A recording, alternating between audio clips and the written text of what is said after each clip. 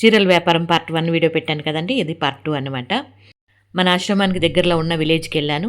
అక్కడ చీరలన్నీ కూడా ఈ విధంగా జోడించాను. దాని తర్వాత చీరలమ్మ చీరలు, మంజులమ్మ చీరలు అన్నట్లుగా ఆ విధంగా సరదాగా అరిచానమాట. ఇంకా వీళ్ళకందరికీ ముందుగా తెలియజేశాము. అందరూ అప్పటికే వచ్చారు. వాళ్ళకి చెప్పిన మాట ఏమంటే, మీరందరూ కూడా నాకు కాస్త ప్రేమను పంచగలిగితే మీ అందరికీ ఉచితంగా చీరలు ఇస్తాను అన్నట్లుగా చెప్పాను సరదాగా.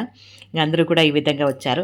ఇంకా చీరల గురించి చెప్పాలంటే, ఈ చీరల్లో నేను కట్టిన చీరలు ఉన్నాయి, అదేవిధంగా కొత్త చీరలు ఉన్నాయి, కొంతమంది మన అభిమానులు పంపించిన చీరలు ఉన్నాయి. చీరలు అయితే అన్నీ కలిపి పెట్టేశానండి. వచ్చిన వాళ్ళకందరికీ విషయం తెలియజేశాను, ఈ చీరలు పలానా అన్నట్లుగా తెలియజేశాను. మీరు మనస్తృప్తిగా తీసుకోగలిగితే తీసుకోండి, బలవంతం ఏం లేదు అన్నట్లుగా అందరూ తీసుకున్నారు మనస్తృప్తిగా. ఇంకా దీంతో పాటు బిస్కెట్ ప్యాకెట్ కూడా ఇచ్చాను. దాంతోపాటు 100 రూపాయల డబ్బులు కూడా ఇచ్చాను.